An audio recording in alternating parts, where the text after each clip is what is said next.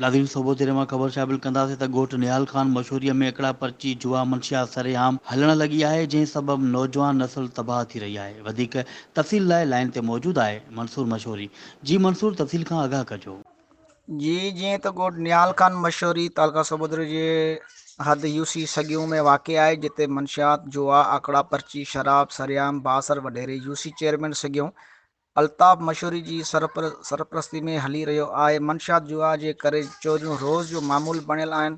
नौजवान नस्ल कमकार छॾे जुआ ऐं मंशियात जे पोयां इलाइक़े वासियुनि केतिरा ई दफ़ा SSP खैरपुर मीर रॉयल खान खोसो, SHO सोबोदरो सलीम दायो खे शिकायतूं पिणु कयूं आहिनि। शिकायतूं करण बावजूद को बि एक्शन न थियो आहे।